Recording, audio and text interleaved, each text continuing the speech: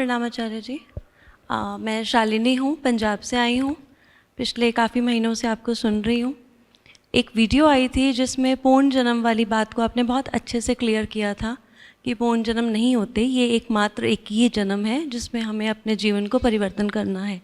तो पहले एक आश्वासन था कि दोबारा एक जन्म होगा और तब जाके ये सब अच्छे से हो जाएगा। जब से वो वीडियो देखी है पूरा लाइफ, पूरी जीवन चेंज हो गया और रातों की नींद भी उड़ गई कि ये एकमात्र जन्म है जिसमें हमें अच्छे से अच्छे हर दिन को पहले से बेहतर बनाना है। तो उसके लिए तो बहुत बहुत धन्यवाद। क्वेश्चन ये है कि उसमें संस्कार की बात हुई थी कि गर्भ से संस्कार नहीं आते या आते हैं, उसके ऊपर मेरे को थोड़ा सा क्लियरिटी चाहिए थी, क्लैरिटी कि जो संस्कार होते हैं अगर वो गर्भ से नहीं आते तो जो मेरा बेटा है, जब वो 3 साल का था, 2.5 साल का था, जब बच्चा ABC भी ढंग से नहीं समझ पाता तो वो र अक्षर को देखकर राम क्यों कहता था और वो ये क्यों कहता था ये राम है, या मतलब वो कहाँ से आया उसके अंदर ये भाव। तो इस चीज़ पे थोड़ा सा था। गर्भ से आते हैं संस्कार, जैविक दैहिक संस्कार तो गर्भ से ही आते हैं, उसमें तो वो तो स्पष्ट ही है। बाकी वो राम इसलिए नहीं बोल रहा था कि गर्भ से उसको पता था, वो तो इसलिए बोल रहा था कि सुन लिया है उसने कहीं, लेकिन गर्भ से संस्कार तो आते ही हैं। तो मेरे को उस वीडियो में मैंने ही ढंग से नहीं उसको समझा होगा कि संस्कार नहीं आते। संस्कारों का ही तो पिंड पैदा होता है बालक रूप में, वो और क्या होता है, सब संस्कार ही संस्कार हैं जो पैदा हो रहे हैं। प्रश्न आपका ये होना चाहिए कि अगर अगला पिछला जन्म नहीं होता तो वो जो बच्चा पैदा हुआ है उसमें वो संस्कार कहाँ से आ गए? क्योंकि हमको ये बताया जाता है कि जो बच्चा पैदा होता है वो पूर्व जन्मों के कर्म के फल स्वरूप इस जन्म में किसी घर में पैदा होता है, कुछ वृत्तियों के साथ पैदा होता है, कुछ संस्कारों के साथ पैदा होता है, हमें ये बताया जाता है। इस तरह की बातें, ये प्रश्न होना चाहिए। वही उसको मैं कर नहीं पाई। ठीक, तो प्रश्न भी मैं बताऊंगा, उत्तर भी मैं दूंगा। थोड़ा सा यही बात थी जो मन में थी बात। और एक और प्रश्न था कि अगर हम उस एक को याद रखते हैं, हमारे हर एक काम, जैसी हमारी बुद्धि है, चाहे वो काम शायद गलत भी हो, चाहे हम वो काम ठीक हो समाज से, क्योंकि वो सब हम ही बनाते हैं, अगर हम उस एक को, सत्य को याद करते हुए कोई भी काम करते हैं, हर एक काम में वो है, तो हमारी इच्छाएं अपने आप पूरी होती हैं। ऐसा होता है? हर एक काम में थोड़ी है वो। नहीं, हर एक काम में मतलब वो उसको सोच कर ही, सत्य को सोच कर, सोचते हुए कुछ भी उल्टा पुल्टा करेंगे, उल्टा पुल्टा नहीं ऐसे तो काम सारे ही माया है, वो तो सभी वो है, पर क्या इच्छाएं वो भगवान, वो सुप्रीम पावर अपने आप पूरी करते हैं? जैसे अभी आपने कहा कि सब अच्छा हो जाता है अपने आप, क्या सीरियसली ऐसा होता है? नहीं होता भी नहीं, और हो गया तो बहुत गड़बड़ हो जाएगी। इसी पे थोड़ा सा क्लियर कर लीजिए, क्योंकि वो फिर कल्पना वाला एक शुरू हो जाता है, कल्पना वाला लोग। तो ये 2 प्रश्न थे मेरे। देखिए, जो बच्चा पैदा होता है उसमें निश्चित रूप से कुछ पूर्व विद्यमान गुण होते हैं और वो बहुत ज़बरदस्त होते हैं, हल्के फुल्के भी नहीं होते, लेकिन वो किसी व्यक्तिगत पिछले जन्म से नहीं आ रहे हैं, वो समष्टि से आ रहे हैं। उसके लिए बच्चे को उत्तरदायी मत बनाइए, ये मत कहिए कि ये पुराने जन्म में ऐसा था इसलिए अब ऐसा है।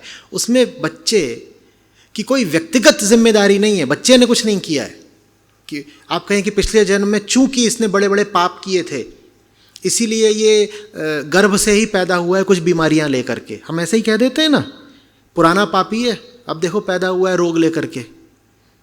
या कोई बच्चा होता है, बचपन में ही आप पाते हैं कि उसकी स्मृति इत्यादि काफ़ी अच्छी है या कुछ और प्रतिभा है, तो आप कह देते पुराने जन्म का ऋषि है। कुछ नहीं है, ये प्रकृति में निहित रैंडमनेस है, अकारणता है।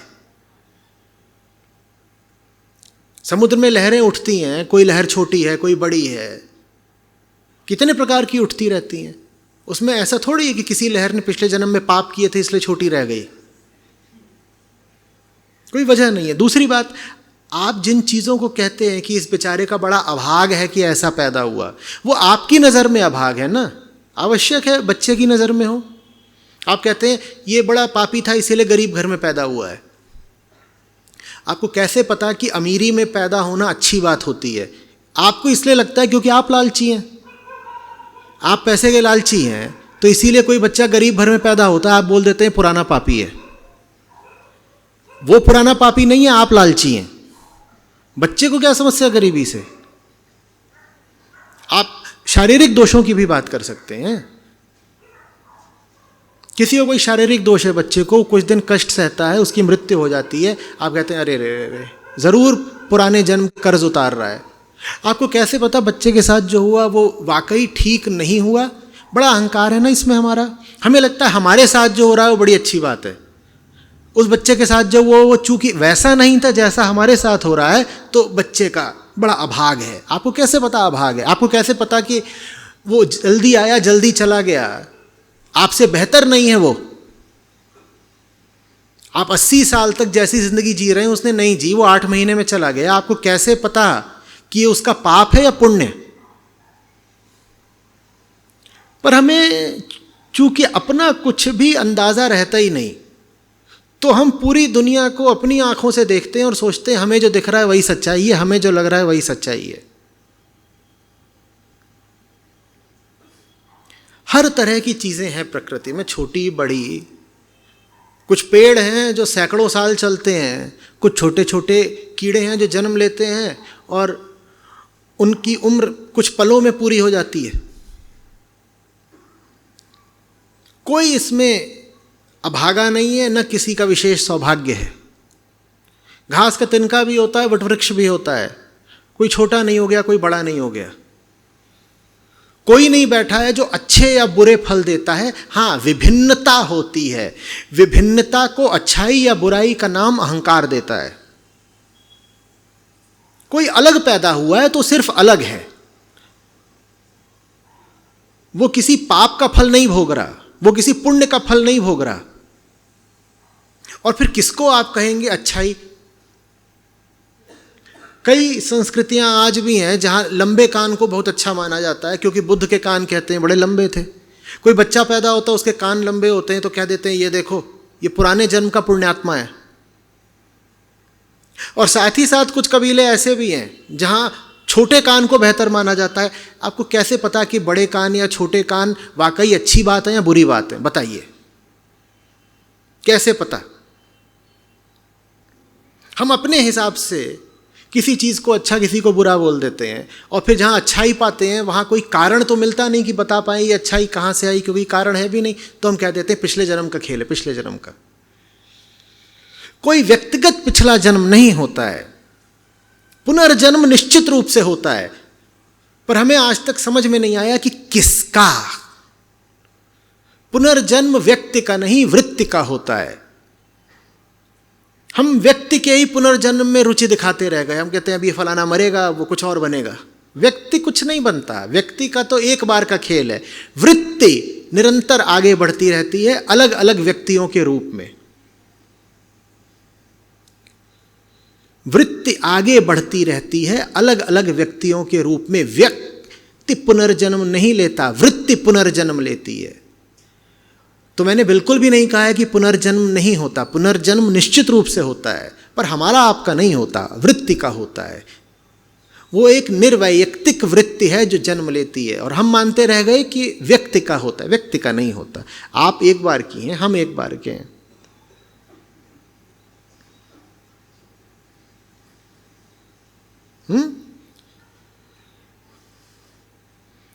कबीर साहब का बड़ा सुंदर वक्तव्य है जहां पत्ता पेड़ से कह रहा है कि बस एक बार का मिलना है, अब जब बिछड़ेंगे तो दोबारा नहीं मिलेंगे। किसी ने आपको नहीं कहा कि शक्कर ज्यादा खाओगे तो चींटी बन के पैदा होगे। ये सब बातें तो हमारी अपनी खास व्यक्तिगत लोकल विजडम है।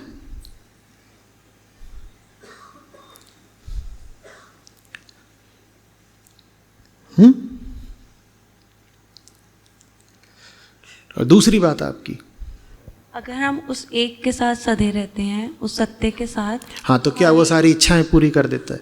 अपने आप जैसे अरे अपने बाबा, आप को- उसके साथ जो सध गया उसकी 100 दूसरी इच्छाएं काहे को होंगी? ये ऐसी सी बात है कि अगर मैं बिल्कुल एकाग्र होकर के ऋषिकेश की ओर आऊंगी तो मेरी लखनऊ जाने की, भोपाल जाने की, एम्स्टर्डम जाने की जो इच्छा है वो अपने आप पूरी हो जाएगी ना। नहीं नहीं, ऐसा नहीं। जो पारिवारिक कर्तव्य हैं, रिस्पॉन्सिबिलिटीज़ हैं, वो अपने आप सही होती जाती हैं। सब कुछ लाइन पे आता जाता है अपने आप। वो आ जाता है, बिल्कुल आ जाता है, पर इस तरह नहीं आता कि वो जैसा है वैसे ही चलता रहेगा। वो सब बदल के लाइन पे आता है। हाँ, जैसे आप बताते हैं कि रिश्तेदार नहीं बदलते, रिश्ते बदल जाते हैं। बढ़िया बात, बहुत वो अच्छा। ऐसे ही सब चेंज हो जाता है, सब अपने आप से ट्रैक पे अपने आप चलता जाता है। बहुत सुंदर। कि उनको ठीक एक के ठीक साथ ठीक, एकदम ठीक, एकदम ठीक। कि रंग नहीं बदलता, ढंग बदल जाता है। ये कुछ लाइन्स है जिससे मेरी तो पूरी लाइफ बदल गई है। तो उसके लिए बहुत बहुत धन्यवाद आपका। ठीक ठीक। नमस्ते आचार्य जी। आपको मैं 4 सालों से सुन रही हूँ। बहुत सारे कोर्सेस और किताबें भी पढ़ती हूँ। तो मैंने आपकी प्रेरणा से किताब पढ़ी थी योग वशिष्ठ, और आपके ऑनलाइन कोर्स भी किया था उसके ऊपर। तो उसमें मेरा थोड़ा डाउट आया था कि जैसे गुरु जो बताते हैं राम भगवान को, तो उसमें बहुत सारी कहानियाँ बताते हैं, जिसमें कि एक लीला की भी कहानी बताते हैं, जिसमें वो अपने पति के मृत्यु के बाद एक कमरे में ध्यान में बैठ जाती है। फिर सरस्वती माता आती है, फिर वो लोग मतलब बहुत सारे भ्रमण करते हैं और बहुत सारी चीज़ें देखते हैं। तो ये क्या सब कल्पना है या फिर ये सब कहानी में क्या है? एक्चुअली वो थोड़ा कन्फ्यूजन रहता है। सब कुछ कल्पना है, हम और आप भी कल्पना है। मात्र उन बातों को कल्पना क्यों बोलें जो वहाँ लिखी हुई हैं। कल्पना वो निश्चित रूप से है, पर यदि वो कल्पना है तो ये समस्त संसार कल्पना है, सब कुछ कल्पना है। मैं झुठलाना नहीं चाहता इस बात को। मैं क्यों बोलूं कि वैसा कुछ वास्तव में तथ्यगत रूप में कभी इस धरती पर हुआ था? सब काल्पनिक है। काल्पनिक तो सभी कुछ है, ब्रह्म के अलावा सब काल्पनिक है। बात यह है कि वो जो कल्पनाएं हैं, वो जो कथाएं हैं, वो आपको कुछ समझाने के लिए हैं। वो कल्पना से बाहर, कल्पना से बहुत ऊंचे किसी की ओर इशारा करती हैं। वो प्रतीक हैं किसी और का। तो उसमें और भी है आगे जाके, जो जैसे हम लोग समझते हैं कि ये राम भगवान थे कुछ 10,000 साल पहले, फिर उसके बाद कृष्ण अवतार आए वो 5,000 साल पहले। तो फिर वहाँ पे योग वशिष्ठ कृष्ण की भी बात करते हैं कि इतने सालों बाद कृष्ण आएंगे। उसमें अर्जुन, इन लोगों का भी नाम है, तो वो कैसे हैं? आप ऐसे पूछ रही हैं जैसे कि उस ग्रंथ में ऐतिहासिक मूल्य हो। वो कोई इतिहास की किताब थोड़ी ही है कि आप उसमें साल गिनने लग गईं। उस ग्रंथ का प्रयोग करना है सच्चाई तक जाने के लिए। इतिहास पढ़ना है तो इतिहास की किताबों में जाओ। देखिए हमारी समस्या क्या है, मैं बताता हूँ। हमारी समस्या ये है कि हमें सत्य से मतलब नहीं होता, क्योंकि हमें पूरा का पूरा सरोकार अपने अहंकार और अपने व्यक्तित्व से होता है। तो हम सत्य के प्रतीकों को भी व्यक्तित्व ही मानना चाहते हैं। मैं इंसान हूं और इंसान से अलग मैं कुछ समझना नहीं चाहती। मैं कौन हूं? मैं एक देह हूं। मैं देह हूं और मेरे लिए देह ही सत्य है। तो वो सब जो सच के ऊंचे से ऊंचे प्रतीक हैं, मुझे उनको भी क्या मानना है? देह। अब मैं देह हूं तो कभी मेरा जन्म हुआ था, अपना जन्मदिन मनाती हूं। तो इसी तरीके से मुझे ये भी जानने में बड़ी रुचि है कि वो 5,000 पहले थे कि 4,000 साल पहले थे कि 2,000 साल पहले थे, कब पैदा हुए, श्रावण मास की अमावस्या को फलाने पैदा हुए थे। और बड़ी इस पर रिसर्च होती है और लोग बड़े खुश होते हैं कि देखो ये सिद्ध हो गया ना कि फलानी जगह पर इतने 1,000 साल पहले फलाने अवतार का जन्म हुआ था। अरे भाई, वो है जो तुम्हें जन्म और मृत्यु से पार जो है उसकी बात बताना चाहते हैं, और तुमने उनके ही जन्म में इतनी रुचि दिखा दी। उन्हें अगर बताना ही होता कि वो कब पैदा हुए, कब गए, तो उनको बुद्धि नहीं थी। वो पीछे से कोई दस्तावेज छोड़ के नहीं जा सकते थे। जब उन्होंने स्वयं कोई रुचि नहीं दिखाई अपनी जन्म तिथि आदि बताने में, तो आपको इतनी रुचि क्यों है भाई? अपने जीवन काल की घटनाओं का कम ब्यौरा दे करके वो आपको एक संदेश दे रहे हैं। क्या संदेश दे रहे हैं? सत्य महत्वपूर्ण है, देह से संबंधित जो घटनाएं हुई हैं उन्हें महत्वपूर्ण मत मान लेना। पर हम सब देहाभिमानी लोग हैं, तो हमें अवतारों की भी देह में ही बड़ी रुचि है, पूरी रुचि हमारी इसमें। अच्छा, फिर कितनी शादियां थी? अच्छा बताइए, कितनी करी थी उन्होंने? 16,000 नहीं थी तो कितनी थी? कोई आके बताएगा कि अभी अभी पता चल गया है ठीक कि द्वारका नगरी में मकान कितने थे। कोई कह रहा है मैंने एकदम पक्का पता लगाया है राम सेतु का, सैटेलाइट ने जाके देखा ऐसे ऐसे राम सेतु है। रामत्व से मतलब नहीं है, राम सेतु से मतलब है। ये क्या बात है? योग वाशिष्ठ पढ़ने में कोई रुचि नहीं है, बिल्कुल जानना नहीं चाहते कि राम का अर्थ क्या है। राम सेतु में पूरी रुचि है। ये क्या बात है? द्वारका नगरी में रुचि है, फलानी बात बता दो, कितने हजार साल पहले किस उपवन में कहां पे जाके रास हुआ था, अभी अभी पूरा पता लगा लिया है। वहां पदचिन्ह मिले हैं, एक बाल भी मिला है।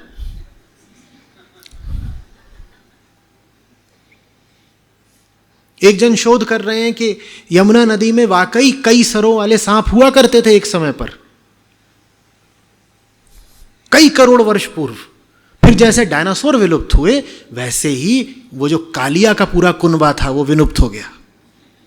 और लोगों ने कहा वाह वाह वाह क्या बात कही, देखो डायनासोर नहीं मिले ना, इसी तरह से अब कालिया नहीं मिलता।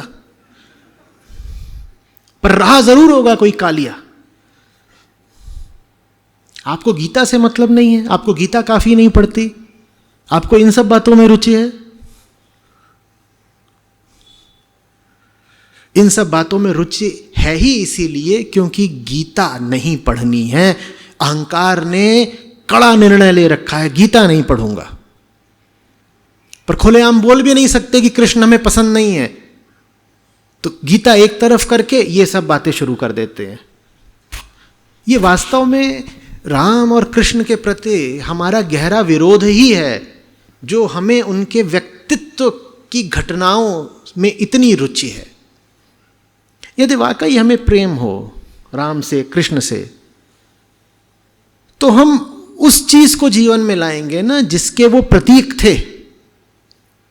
वो चीज हम जीवन में लाते नहीं, व्यर्थ बातों पे हमारा सारा जोर है। आचार्य जी सादर प्रणाम। मैं अंबर दीक्षित झांसी उत्तर प्रदेश से आया हूँ। आचार्य जी मेरा सवाल ये है कि आपकी पिछली शिक्षाओं में मैंने सीखा है कि जैसे सृष्टा और दृष्टा दो अलग अलग चीज़ें हैं, जड़ चेतन ये दोनों अलग अलग चीज़ें हैं, तो फिर आत्मा और परमात्मा के मिलन की बात हम लोग क्यों करते हैं? जब सुबह मुझे एक पुस्तक दी गई विवेक चूड़ामणि, उसमें भी ब्रह्म और आत्मा की एकात्मकता की बात की गई थी, तो ये प्रश्न थोड़ा सा परेशान करता है। ब्रह्म और आत्मा का एकत्व, आत्मा और परमात्मा का मिलन थोड़ी हो गया भाई। ब्रह्म और आत्मा एक हैं, ये एक बात है। ये ऐसी सी बात है जैसे कोई कहे कि दूध और दुग्ध एक हैं, जल और नीर एक हैं। वो एक ही चीज के दो नाम हैं। और जिस तरह से आत्मा परमात्मा की आम संस्कृति में बात की जाती है, वो ऐसे होता है कि आत्मा अलग है, परमात्मा अलग है, आत्मा एक दिन जाके परमात्मा से मिल जाएगी। वो बिल्कुल झूठी बात है। ब्रह्म और आत्मा एक ही सत्य के दो नाम हैं। प्रणाम गुरुजी, मैं इंदिरापुरम गाजियाबाद से आई हूँ और आप मुझे लॉकडाउन में मिले थे 2020 में।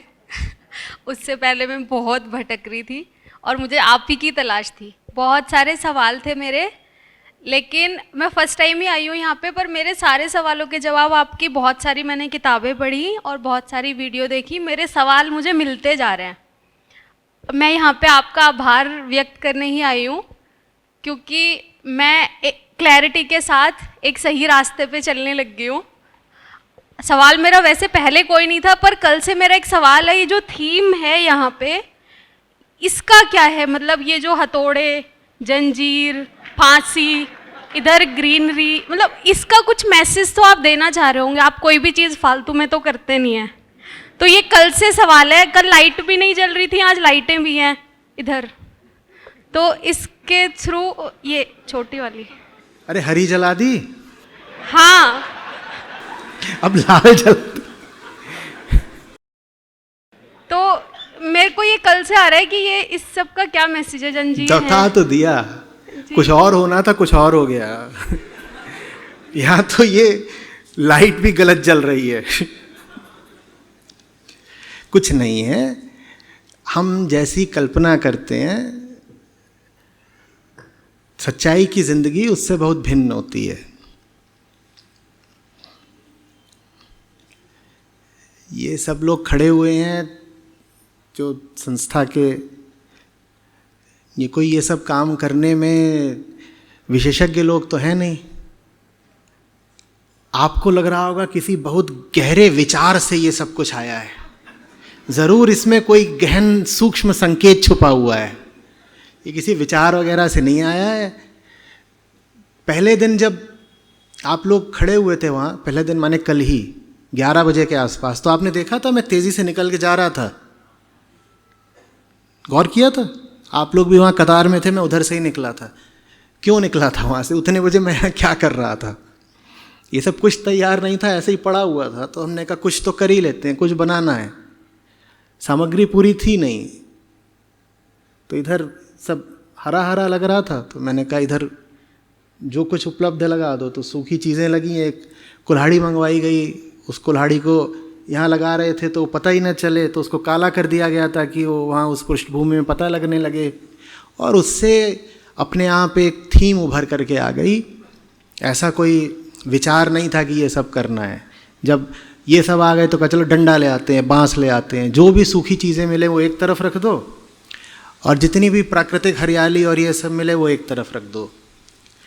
ये सब कुछ बड़े तात्कालिक तौर पर हुआ है, इम्प्रॉम्प्टू है, इसके पीछे कोई पहले का विचार वगैरह नहीं था। और सारे काम ऐसे ही होते हैं क्योंकि चुनौतियाँ बहुत हैं, बहुत सारी चीज़ें हैं जो देखनी पड़ती हैं, और बहुत उसमें किसी किसी तरीके से कुछ कुछ करके पूरी व्यवस्था की जाती है। ये बारिश आज ही नहीं हो रही है, कल नहीं हुई, पर परसों खूब हुई थी रात में। तो ये जो छत है ये पूरी चू रही थी, तो कल में लोगों ने छत पे चढ़ करके उसमें चारकोल का या बिटुमिन का सब टेप वेप खूब लगाया है, तब जा कर के आप लोग शांति से बैठ पा रहे हैं। और यहाँ 100 झंझटें थी। अब हमारा काम ये थोड़ी है कि हम हॉल डेकोरेशन में प्रवीण लोग हैं। यहाँ पे भी जो लोग आते हैं वो प्रोफेशनली क्वालिफाइड है, उन्होंने ये थोड़ी कभी करा है ज़िंदगी में, पर अब ये करना होता है तो करते हैं। समझा रहा था ना मैं कि जब इश्क होता है तो सब सीख जाते हो, तो ये करना भी किसी तरीके से सीख गए कि कुछ कर लो। और मुझे बड़ा मज़ा आ रहा है कि आपको लग रहा है कि ये कोई हमने तिलस्मी चीज़ लगा दी है। अरे हमें जो मिला हमने टांग दिया। इसमें कोई गुप्त गुहे राज नहीं है। बाहर रस्सियाँ पड़ी हुई थी बांधने की, उन्हीं से पहले पेड़ बांधे थे, कहे रस्सी खाली पड़ी है कुछ करते हैं, तो लाके यहाँ रस्सी लटका दी। जब लटक गई तो किसी ने कहा लटक ही रहा है तो फंदा बना देते हैं, उसी पे तो लटकाया जाता है, तो फांसी का फंदा बन गया। बस यही है। तो आप लोग बहुत अचरज कर रहे थे कि ये क्या है क्या नहीं है। पीला रंग डालना था इस पे, हरा हटा के लाल डाल दिया। पीला रंग इसलिए डालना था क्योंकि पीला रंग परिपक्वता का प्रतीक होता है, हरे के विरुद्ध। पीले रंग से हम अक्सर विदाई को जोड़ते हैं, पत्ता पीला पड़ जाता है तो विदा हो जाता है, इसलिए डालना था। वो भी सब बंड बंड कर रखा है। पर ये बात यहाँ से बाहर नहीं जानी चाहिए। लोगों को यही लगना चाहिए कि ये कुछ अद्भुत कारनामा है पीछे।